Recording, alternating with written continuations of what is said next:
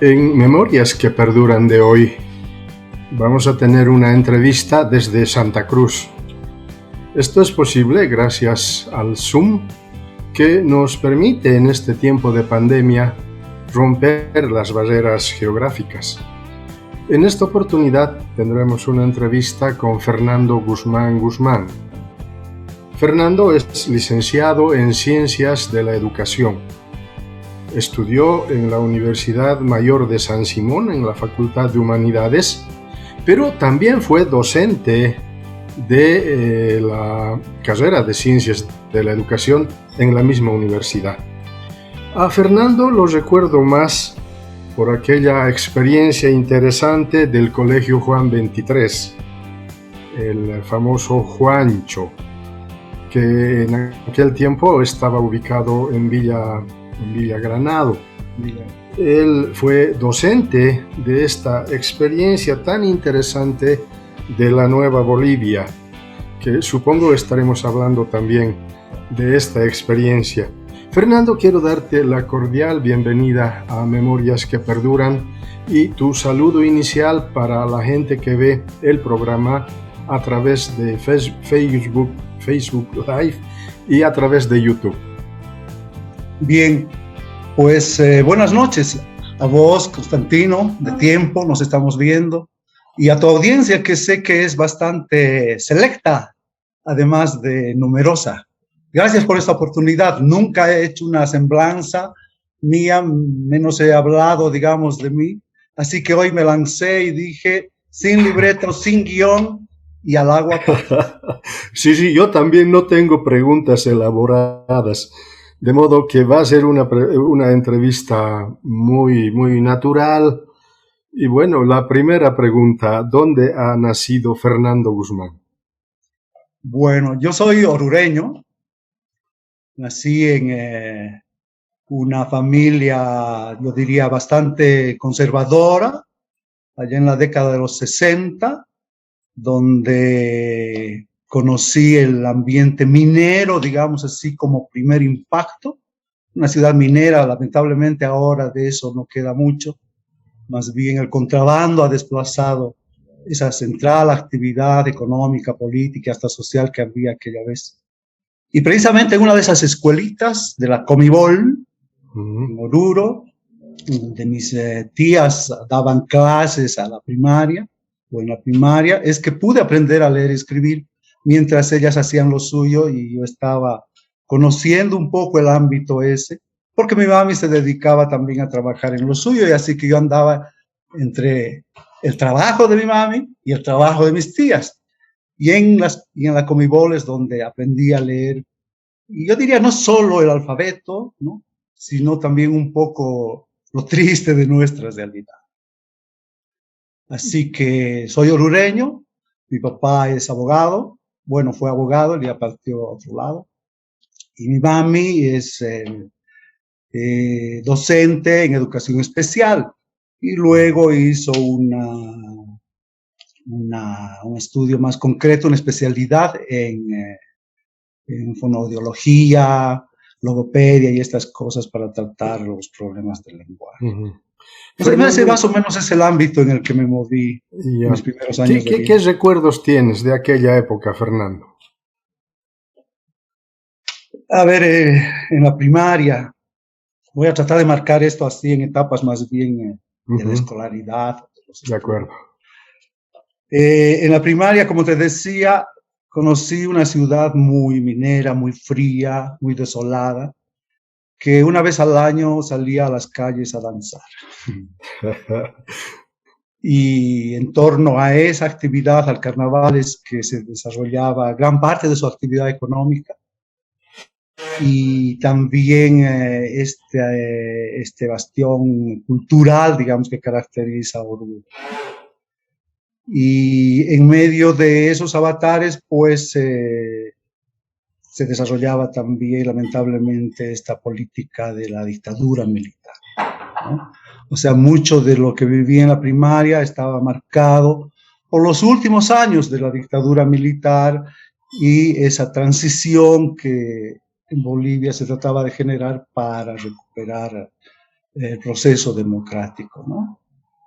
El Colegio Ignacio León, antes escuela, el ahora Colegio Ignacio León fue el que me recibió en los 5 primeros años de vida. Papá quería que estudie en un fiscal, mamá quería que estudie en particular, así que el acuerdo fue la primaria al fiscal y la secundaria en el particular. Entonces, en ese marco es que ingresé al Ignacio León, donde tuve los mejores amigos de mi vida, creo, porque hasta ahora permanecen ahí. Y recuerdo bien a mis maestras, maestros, enfrascados en desarrollar una educación de calidad en la medida de lo posible y también mirando más afuera de nuestras fronteras, porque recuerdo muy bien que la carrera por la conquista del espacio también marcaba los primeros días de mi vida escolar, así como estas primeras ilusiones, digamos, del magisterio, de los magisterios de nuestro país, por tener una educación más intercultural, más intracultural, ¿no? En el marco de lo que fue aquella revolución del 52 y la reforma educativa que le sucedió. Eso se me viene a la mente de entrada, Constantino. Uh-huh. ¿Y sales bachiller en Oruro? Iba a salir bachiller en Oruro, pero precisamente por estos asuntos políticos militares se clausuró el año escolar y tuve que salir a La Paz junto con mi familia el último año de la primaria. Y entonces fue por ese motivo, esa transición política, digamos, que también me trasladé de Oruro a La Paz, donde empecé la secundaria. Así es que saliste bachiller en La Paz y decides inmediatamente venir a Cochabamba luego. No, toda la familia nos vamos a La Paz para hacer la secundaria, yo y mis hermanos. Mi papá iba a desarrollar otras actividades laborales y mi mami pasó del Instituto Nacional de Ciegos, que es donde trabajaba, a la oficina de gestión social de la presidencia, algo así que había por entonces, ¿no? Tratando de ella todavía darle más cauce a sus habilidades, digamos, en educación especial. Yo me desprendí de la educación especial al partir hacia La Paz, porque antes, esto no lo he dicho, antes de entrar a la primaria propiamente, o en los primeros años inclusive de la primaria, pasé muchos años, muchos días en el Instituto Nacional de Ciegos, que estaba dirigido por don Ricardo Cortés y Cortés, me acuerdo, un distinguido pedagogo, músico además, y en medio de Ciegos es que desarrollé esa mi infancia. Luego llegaron niños, niñas con síndrome de Down y otros con problemas de carácter auditivo, ¿no? Que es donde mi mami encontró su camino. Entonces, de la educación especial a la primaria y de la primaria a la secundaria en La Paz. Ese más o menos fue el recorrido. Y ya en La Paz, como se había trazado en la familia, tuve que pasar esta nueva escolaridad en el Colegio La Salle. En el Colegio La Salle, donde la educación obviamente tenía otros matices, quizá inclusive otros sentidos, y una fuerte carga, en mi caso, religiosa, católica, aunque de alguna manera también marcada por la doctrina social de la Iglesia, que estaba haciendo eco, digamos, en América Latina y obviamente en nuestro país. La Salle entonces fue el espacio donde desarrollé mis habilidades en la secundaria, más bien ligadas a la psicología, a la historia, a las ciencias sociales que a las exactas, donde siempre fui un chakra como y Fernando, ¿el cambio de Oruro hacia La Paz ha tenido alguna implicación? Sí, sí. Fue un cambio, diría, diametralmente opuesto a la rutina, a la dinámica que llevábamos en Oruro. Oruro es una ciudad tranquila, muy reducida a sus rutinas, a sus hábitos diarios. Y en La Paz encontramos toda una explosión de civilización, de ciencias, de cultura, de arte, también de desvarío en ciertos motivos. Recuerdo que mis hermanas que también pasaron de Oruro a La Paz encontraron más que yo mucha agresividad en los estudiantes frente a sus profesores. Hablo de ámbitos privados, ¿no? De colegios particulares. En el colegio mío no se notaba esa agresividad, pero sí notaba yo una cierta falta de respeto, decía yo, comparando obviamente lo que pasaba en La Paz con lo que pasaba en Oruro, con lo que éramos en Oruro y lo que se forjaba en La Paz, ¿no? Que era una dinámica muy distinta, desafiante a la vez y yo diría multicultural también. En Oruro estábamos muy reducidos a lo nuestro, en cambio en La Paz conocí muchos amigos provenientes de Argentina. ¿Qué recuerdos tienes del colegio La Salle? Ay, La Salle fue un colegio bastante dedicado, yo diría, bastante afanado en generar calidad educativa. A su modo, en su lógica, en el sentido este de la religiosidad, de generar líderes formados en el espíritu, digamos, de Puebla, de Medellín, para que el bien común, de alguna manera, vaya siendo sembrado, digamos, en ese espacio donde las dictaduras, ¿no?, habían hecho lo suyo. Además de esa carga religiosa y de en cierto modo ideológica conservadora, encontré en la psicología, como decía, una válvula de salida. Y ahí pensé, soñé en estudiar ciencias del comportamiento, y cosa que no se dio luego, pero creo que fue el meollo que me llevó a hacer lo que luego hice. Acabado el bachillerato en La Salle de La Paz, ¿qué es lo que haces después? Bueno, acabando el bachillerato en La Paz, se estaba acabando también todo el periodo de la dictadura, y por lo tanto todos los centros de formación superior, de educación superior, estaban prácticamente clausurados. Y si funcionaban, estaban al mando inclusive de personal militar completamente. Entonces mucha gente, digamos así, con la que yo me movía, gente de colegios particulares en la ciudad de La Paz, tuvimos más oportunidad, creo yo, que otros, en otros departamentos, para salir del país. No había otra alternativa, o sea, no se podía estudiar en el país, menos la psicología que yo quería hacer, además una psicología que todo el tiempo se fue vinculando a la comunicación social. Entonces, la lógica fue que estudie algo de cinematografía y obviamente eso en el país no pude hacer. Tuve la posibilidad de hacer un taller en San Andrés, en la Universidad Mayor de San Andrés, con Lucho Espinal y otros compañeros de su época que consolidaron en mí ese afán por unir, digamos, la educación, la comunicación, a partir de un enfoque más psicológico, más humanista. Eso es lo que yo puedo recoger del Colegio La Salle, ¿no? Por otro lado, yo diría también una mirada bastante orientada hacia el exterior del país, más que al resto, ¿no? Estábamos viviendo una situación tan crítica que el futuro para jóvenes como yo no se avisoraba para nada en el país.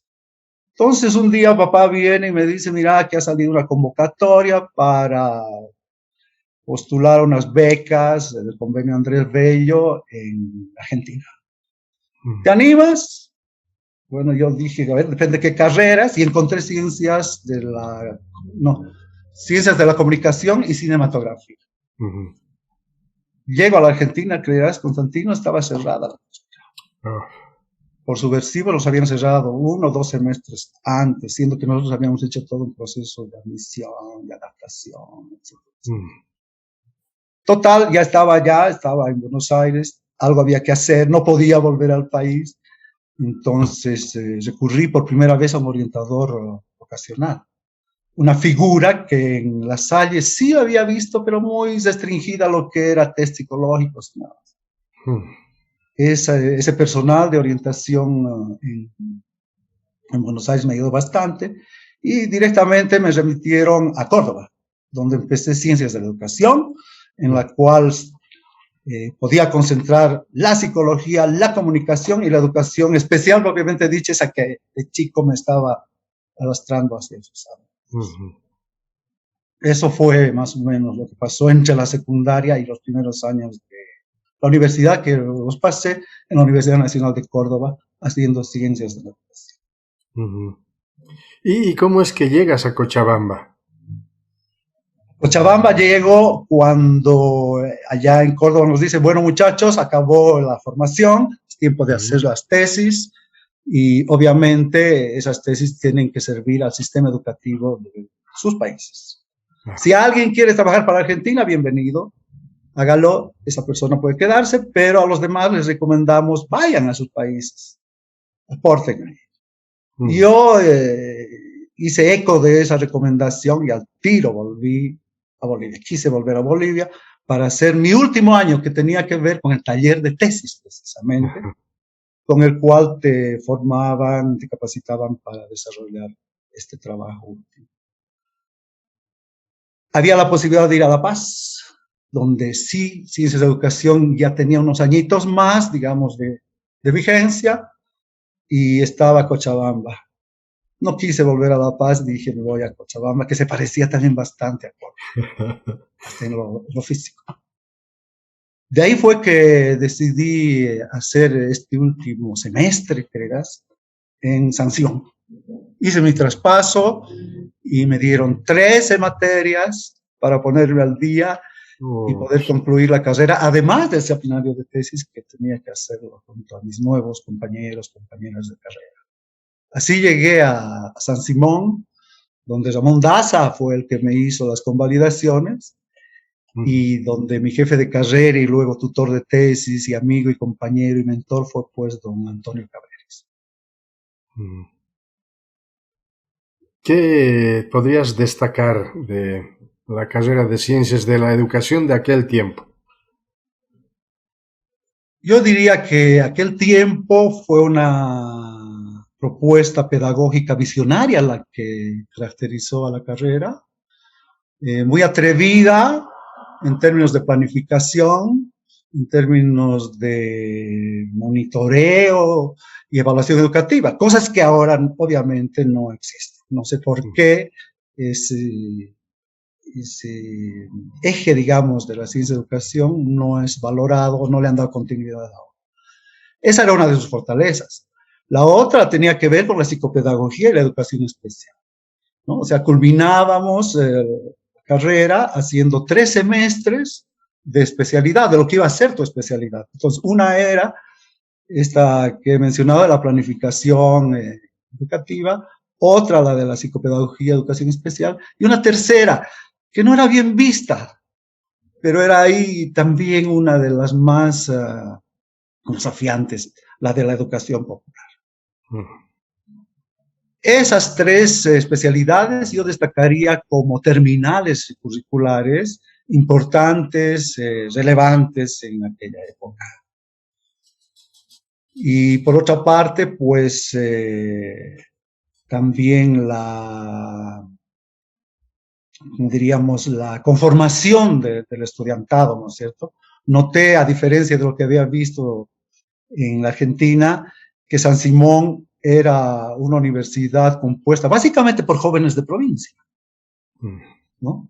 Lo cual suponía un caudal de miradas del altiplano cochabambino, del trópico de Cochabamba y de sus propios valles, ¿no? Eso fue también importante, creo, porque éramos un conglomerado social diverso, quienes habíamos egresado por primera vez en Cochabamba en esa primera promoción. Ujú. Y luego tú fuiste docente de San Simón. Sí, fui docente de San Simón. ¿Cómo se da esa circunstancia?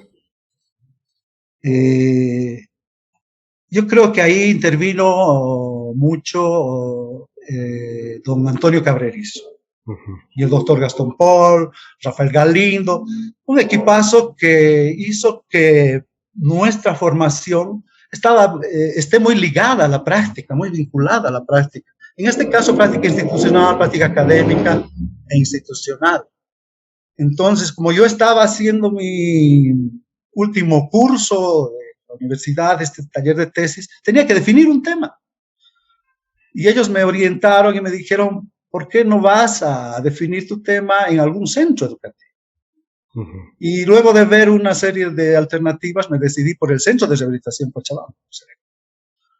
Fui ahí y hicimos con varios compañeros un semestre de ¿cómo sería así? De práctica, prácticamente, práctica docente, algo así. Y creerás que al finalizar ese semestre, precisamente los días de Navidad, Cereco decide eh, cerrar la atención a niños, niñas que tenían problemas eh, de discapacidad de severo a grave, de nivel severo a grave. Se quedaban con con los problemas, digamos, más de aprendizaje nada más. Y quedaba pues un grueso sector de niños, niñas que no iban a tener atención, entre ellos muchos con síndrome de Down, Klinefelter, etcétera, problemas mucho más complejos. De esos nos hicimos cargo el grupo de estudiantes que estábamos en serio.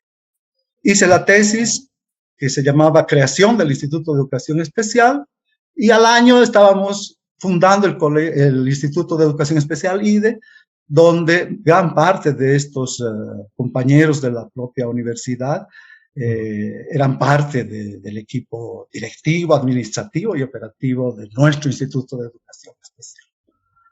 Ese fue el mecanismo, es decir, una práctica educativa bastante consistente que se consolidaba en eso, en la posibilidad de intervenir, de trabajar, de hallar un espacio laboral o de investigación en entidades educativas también de la ciudad en este caso. Ujú. Así nació el Instituto de Educación Especial, donde estuvimos como 6 años, hasta que yo me cansé un poco de estar trabajando en la educación formal, porque yo no había sido formado para la educación regular, esta de aula. Me gustaba, me encantaba, sí, pero me llamaba más la educación popular, si quieres, la educación abierta, la educación vía medios de comunicación, la educación para el desarrollo. Entonces dejé el Instituto de Educación Especial en manos de otro equipo y yo me fui a estudiar a Santiago, a Chile, un curso sobre ciencias del desarrollo, con lo que cambio radicalmente de ámbito, digamos, del sistema educativo formal a otro mucho más abierto. Ujú. ¿Y qué tal fue tu paso en la docencia en San Simón? Pues en San Simón hicimos un ajuste al diseño curricular e incorporamos, en mi caso yo fui uno de los que más insistió en incorporar educación especial y psicopedagogía como especialidad. Se logró esas 3 especialidades a las que ya antes hice mención y pues luego de un concurso y de méritos y de conocimientos, pues fui docente, fui nominado como docente del taller de educación, perdón, de psicopedagogía y educación especial, que se desarrollaba en 3 semestres, los últimos 3 de la carrera. Ujú. Y claro, ahí la experiencia fue también bastante alucinante, apasionante, conmovedora. Ya era distinto estar a cargo de un grupo, a cargo de un proceso, de un proyecto, de varios proyectos, que ser el mero protagonista. Fue importante, fue interesante, creo que no solo yo, sino muchos compañeros de mi promoción, de mi época, podemos afirmar de que ese modelo educativo, ¿cierto?, de aquel entonces en la Universidad de San Simón, dio interesantes resultados, Ujú. a pesar de lo que de las limitaciones, digamos, del propio sistema universitario, del sistema educativo. Y luego de San Simón, ¿cuál es el siguiente paso laboral que das? Bueno, de San Simón, como dije, estando en eso, me pasan un dato. Estando en San Simón, me dicen, oye, Fer, hay un colegio donde podrías quizá trabajar y esto que dices en las clases, empezar a implementar. Tiene que ver con una obra que está impulsando la Compañía de Jesús. Quien me hablaba era básicamente Zafo Puente. Zafo Puente era el profesor de historia de los cambios sociales, así se llamaba la materia de la secundaria en el colegio Juan 23. Y él se estaba yendo para estudiar y hacer teología y otras cosas. En realidad se metió a la política. Entonces yo fui a su lugar y así empecé mis actividades docentes, más allá de la universidad, en el Colegio Juan 23, donde participé en una experiencia de educación, producción y relaciones interpersonales, se llamaba, 3 ejes que constituían su oferta pedagógica, social. Entonces, a la par de San Simón, estuve en el Juan 23, ahí conocí mucho más del país, porque desde los procesos de selección hasta de formación y promoción luego para sus estudios superiores, había que desarrollarlos en las provincias, en las ciudades de donde venía gente. En el Juan 23 se concentraba gente de todo el país, mineros en gran medida, indígenas, pero indígenas de verdad, campesinos también por otra parte. Mitad, 120 en total, 4 cursos, los últimos de la secundaria. En educación, materias rarísimas como esa que mencionaba, historia de los cambios sociales, hombre hoy, cultura religiosa, medios de comunicación, otra materia que me encargaron, métodos de estudio. Y en el ala productiva, pues teníamos una vaquería, teníamos una chanchera, estaba la carpintería, la metalmecánica, la tienda donde se comercializaba todo lo que se podía, teníamos un camión para repartir el pan que se hacía todas las noches en la panadería, pan que llevábamos a San Simón, al comedor de San Simón, al Viedma, es decir, era una producción en serio, ¿no? Tal como se trataba de hacer también la educación, en serio, es decir, hacer gente responsable para que sea libre y libre para que sea responsable. ¿Qué es lo más destacable del trabajo pedagógico que han desarrollado en el Juancho? A ver, yo diría que básicamente el propósito, uno de los propósitos centrales del proyecto era la formación y capacitación de líderes y lideresas para el cambio social en función del bien común, ¿no? Y creo que lo logramos en alguna medida. Fuimos muy radicales, quizá, claro, viendo ahora, uno dice esto de los modelos, ¿cómo es posible hablar de modelos educativos en una sociedad tan diversa, etcétera? Pero fue interesante porque además nos propusimos en aquella vez, en aquellos años, formar básicamente pedagogos, comunicadores y agrónomos. Éramos criticados por muchos colegas, muchas autoridades del medio, porque decían que estábamos limitando la vocación de los estudiantes, que estábamos condicionando su futuro. Pero nosotros aquella vez pensábamos que el país necesitaba eso. Pedagogos, educadores, comunicadores y agrónomos. Básicamente eso. Y en alguna medida se decía, y economistas, pero eso también no nos parecía tan así. Pero hubo muchos economistas que también salieron junto a estos otros 3. Entonces, hasta ahora, esa gente conforma los equipos con los que trabajo, son colegas, amigos, etcétera. Es gente que yo diría está aportando al cambio, a la transformación en el país. ¿Recuerdas a alguno de los estudiantes que ahora estén en el ámbito de la administración política, administrativa del país? Ay, sí recuerdo, pero permíteme, no quisiera nombrar a ninguno, porque me voy a olvidar, ¿no? Hay algunos que están trabajando fuera del ámbito gubernamental, otros están en el ámbito gubernamental, otros están en ONG. Es decir, hay una situación política en el país, vos sabes, que me impide en este momento decirte tal persona, porque para unos puede resultar una virtud y para otros no. Claro, claro. Pero sí hay mucha gente en ámbitos académicos, sobre todo, que está destacando, que está aportando al país. Juan 23 ha sido un modelo educativo que ha aportado al país, al que ahora se le trata de dar continuidad, pero en otra lógica, obviamente, en otra dinámica, con otra perspectiva, sin perder ese espíritu ignaciano que en el fondo identifica, marca a estos colegios de la Compañía de Jesús y al Juan 23 en particular. ¿Lograron, Fernando, construir la nueva Bolivia? No hemos pensado, hasta ahora seguimos pensando la nueva Bolivia. La pequeña Nueva Bolivia, la PNUBOL, era algo así como nuestra utopía, ¿no? Vivamos, pensemos, comportémonos ahora, de pequeños, de jóvenes, como quisiéramos comportarnos, como quisiéramos pensar luego cuando seamos mayores. En esta Bolivia pequeña, primero, luego en una nueva Bolivia, la gran Bolivia a la que vamos a salir. Un poco ese era el énfasis.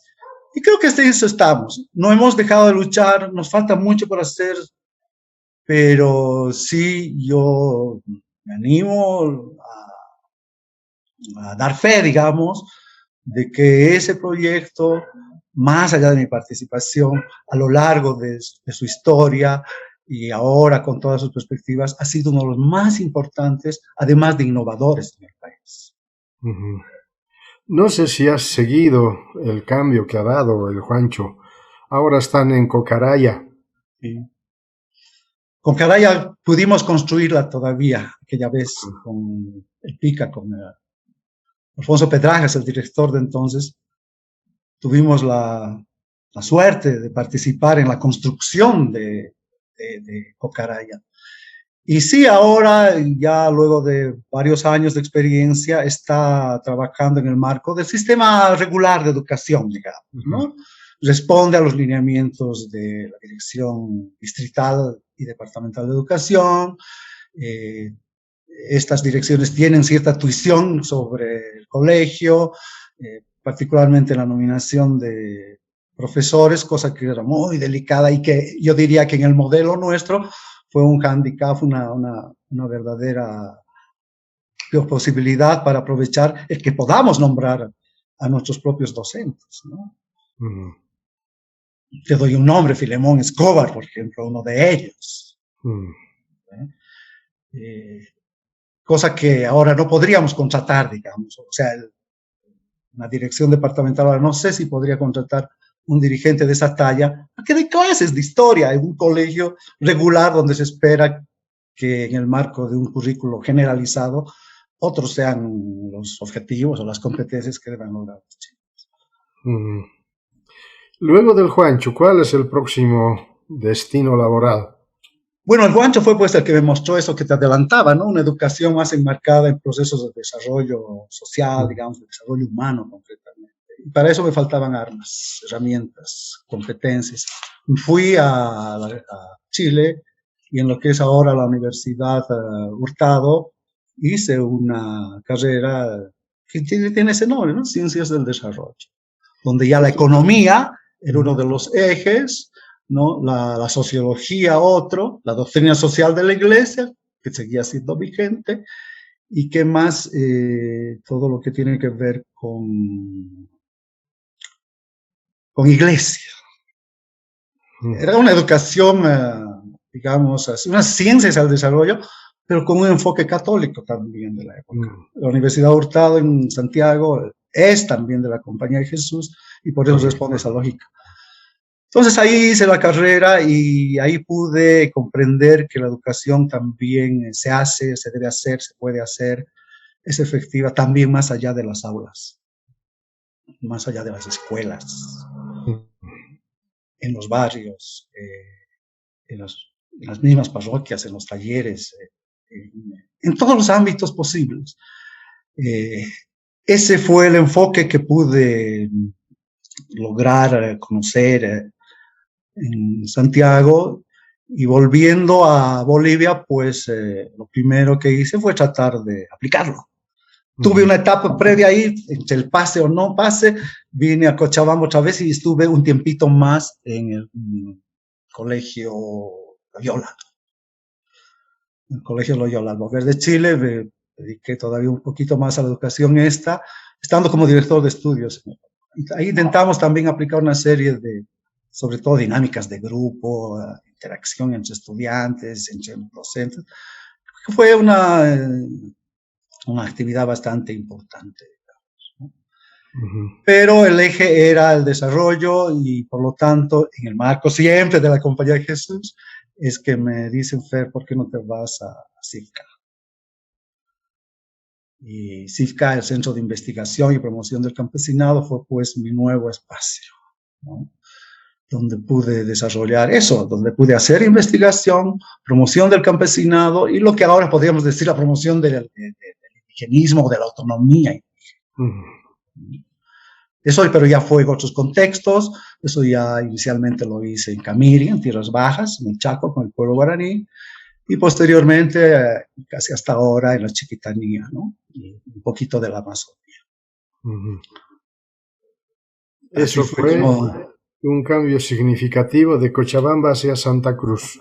Así es, así es. Y de un ámbito escolarizado, institucionalizado, digamos, a uno no formal, popular, indígena, a un territorio además donde su pueblo, su población estaba decidida como hasta ahora a forjar su autonomía, ¿no? Su autonomía en términos de gestión territorial. Y si hablamos de gestión territorial, estamos hablando de gestión de la educación también, aparte de la gestión de la producción, de la infraestructura, de la salud.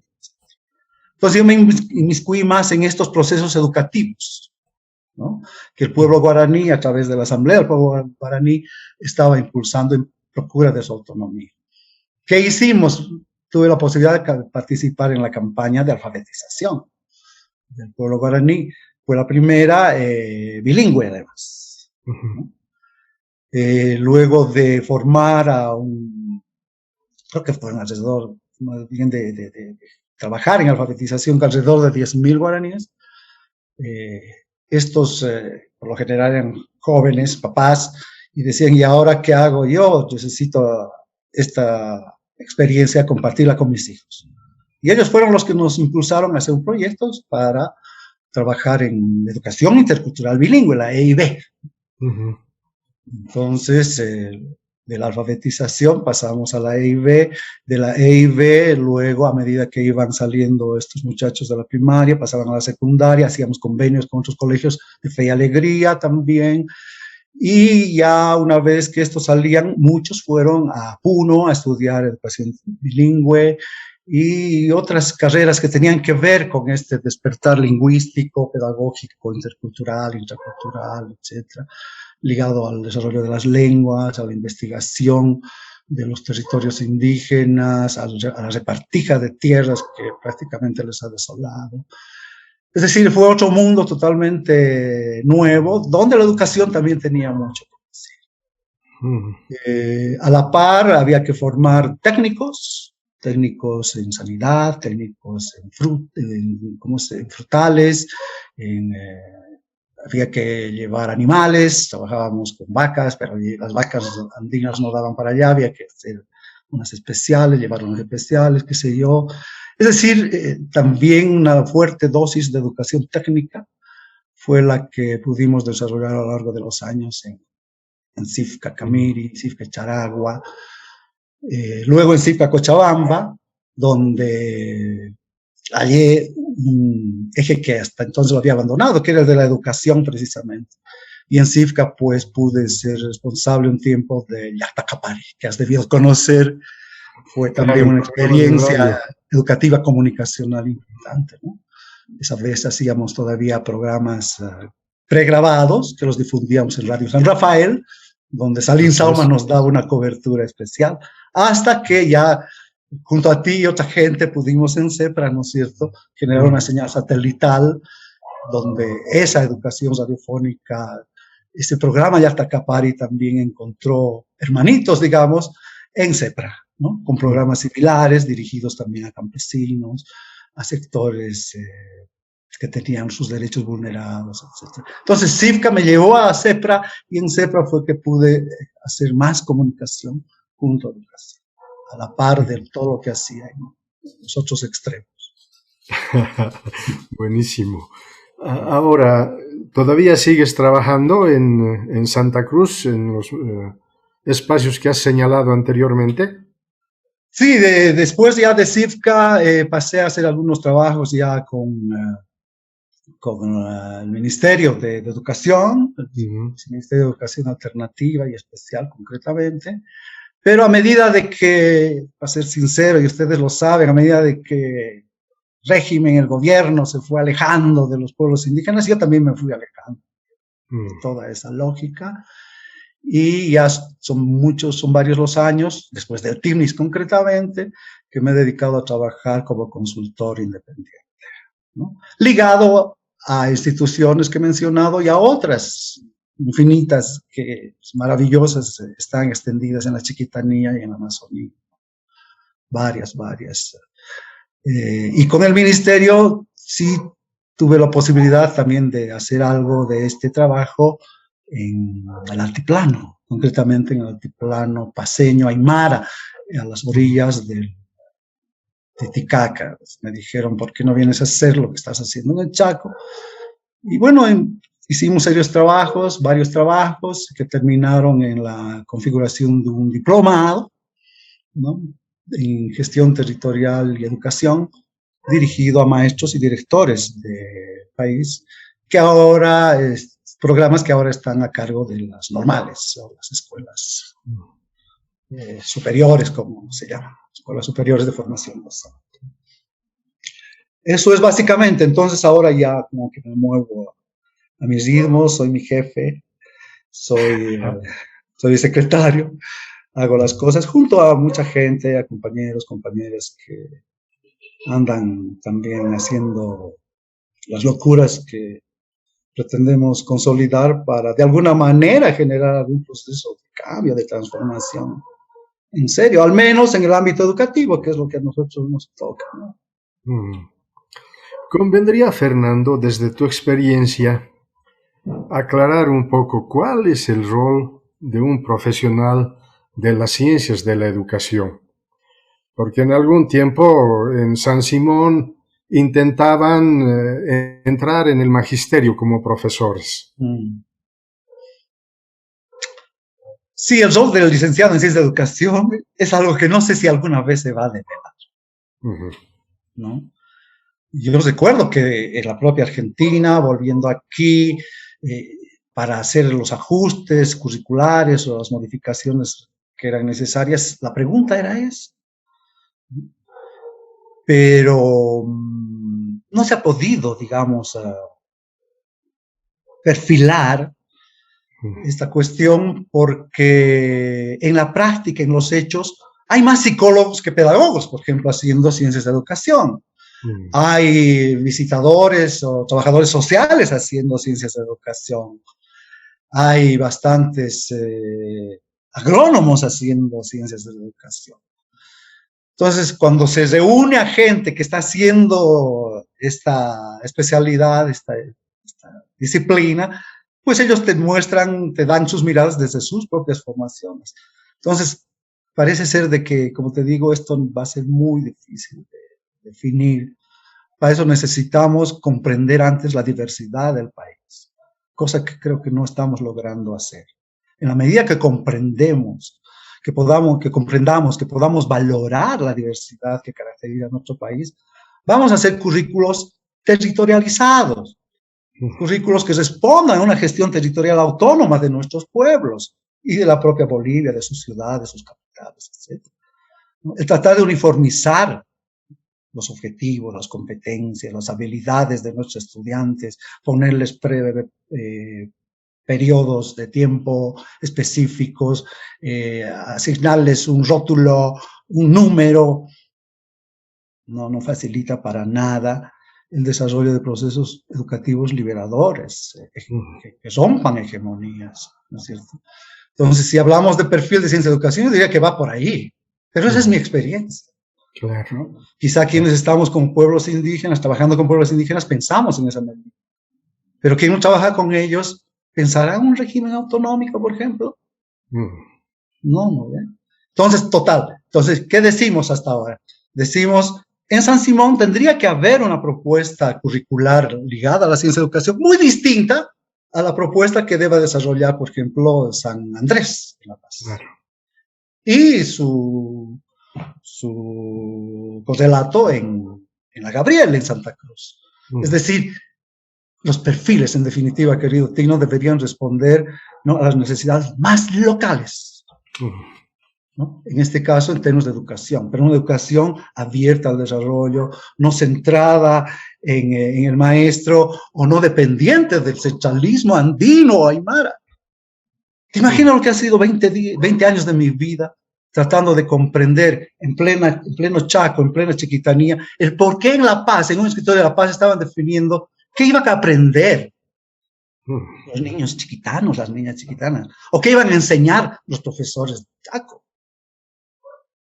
Personas que no tienen idea de lo que son estos territorios, ¿no es cierto? Entonces, ese centralismo, ¿no es cierto?, creo que debería ser también una tarea, si no una cualidad del perfil de un licenciado en ciencia de educación. Y Fernando, ¿cómo ves el espacio laboral para los profesionales de las ciencias de la educación? No sé si hay espacio laboral, creo que no hay. Nunca hubo, Tim. Nunca hubo. De hecho, yo me acuerdo que cuando llegué de la Argentina, fui de alguna manera delegado por mis compañeros a San Simón para trabajar en esto de una cierta autonomía, digamos, de San Simón a tiempo de definir sus programas curriculares. Y no era posible, ¿no? No era posible porque no se permitía la ruptura con el centralismo organizacional. ¿Es cierto? No es posible desarrollar procesos que sean pertinentes en lo cultural, que sean relevantes en lo social a la vez, y sobre todo significativos en lo personal. Creo que esto es lo que nos ha limitado a dar mejor cauce a la pregunta, a la orientación que tratas de elucidar. Bueno, ya para terminar la entrevista, Fernando, ¿cuáles son los retos y desafíos que tienes de aquí para adelante? Escribir. Creo que es necesario que escriba. Es necesario escribir, es necesario hacer memorias, es necesario sistematizar ciertas experiencias. Y en eso estamos. Por otra parte, hay que seguir aprendiendo, ¿no? Y esta pandemia ha traído pues muchos retos para todos, para todas. En el caso nuestro, pues manejar, por ejemplo, las nuevas tecnologías para la educación es un desafío. Tenemos que pensar nuevos métodos, nuevas metodologías, nuevos criterios de evaluación, nuevas formas de interacción con los estudiantes a través de la pantalla. No podemos decir, no se puede, y siendo que el mundo hace 20 años ya desarrolla experiencias al respecto, ¿no? Entonces creo que se trata de eso. En mi caso, escribir un poco lo que he podido hacer en mi vida y seguir aprendiendo, sobre todo en este ámbito que te digo de las nuevas tecnologías. Ese es mi propósito y en la medida posible, pues, seguir sirviendo a mis clientes en lo que son las consultorías, ¿no es cierto? Que las hago en ciencias de educación, obviamente, pero también en ciencias del desarrollo. Fernando, quiero agradecerte por haber aceptado esta entrevista en Memorias que Perduran y pedirte tu despedida del público que ve el programa a través de Facebook y a través de YouTube. Bien, gracias Constantino por permitirme la posibilidad de recordar mis propias acciones, mis debilidades y también las fortalezas que he podido desarrollar. Espero que Bolivia cambie. Estamos trabajando en eso. Me duele mi Bolivia. te juro que me duele mi Bolivia. Creo que estamos pasando por un momento muy, muy crítico que nos puede llevar a momentos más críticos, más difíciles, digamos, ¿no? Enfrentamientos concretamente, que vía educación ojalá podamos parar. Hay muchas mujeres, veo yo, cuya autoestima ha sido violentada, ¿no?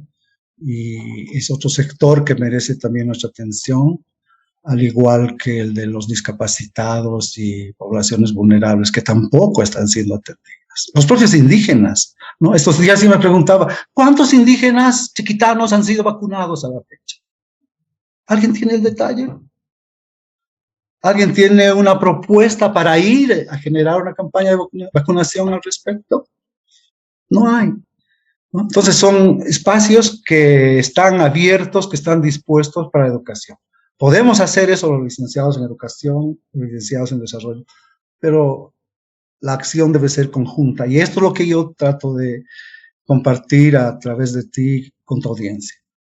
O nos ponemos todos a trabajar en pos de la construcción, de la transformación en el país, o van a ser otras personas, otros personajes, otras instancias quienes van a tomar esas decisiones por nosotros, decisiones que ojalá no estemos luego lamentando. Es hora de actuar, es hora de actuar, es hora de actuar. Hemos pensado, hemos debatido, hemos diagnosticado mucho, pero vamos a las calles, vamos a los chacos, vamos a las fábricas, vamos a las parroquias, a hacer lo que tenemos que hacer, animar al mundo, a ser consciente a la humanidad de que si la educación te hace libre, te hace responsable. Que si la educación te hace responsable, te hace libre.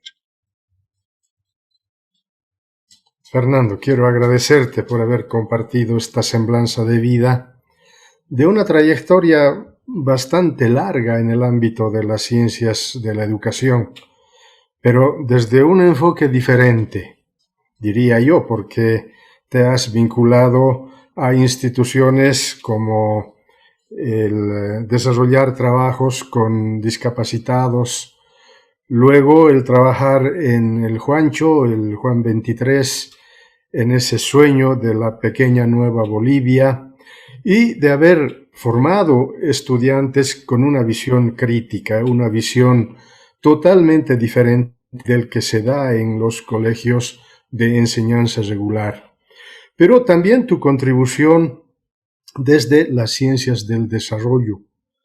Y bueno, el trayecto que has hecho de Oruro, La Paz, luego Cochabamba, luego Santa Cruz, el haber abarcado distintos espacios geográficos, pero además con una visión totalmente diferente de aplicar las ciencias de la educación a esos contextos tan diferentes que surgen por las diferencias geográficas que hay en el país. Pero interesante además el desafío que tienes de escribir toda esta experiencia que se ha ido desarrollando y acumulando a lo largo del tiempo y que será interesante después compartirlo con el público, que seguramente va a tener aportes interesantes de esta trayectoria de vida que has desarrollado en el campo de las ciencias de la educación. Fernando, quiero agradecerte otra vez y pues desearte que continúes en esta labor que estás desarrollando ahora en espacios de Santa Cruz. Gracias, muy amable y mucha suerte. Gracias. Un abrazo, Fernando. Igualmente. Un abrazo. Hasta pronto. Hasta pronto.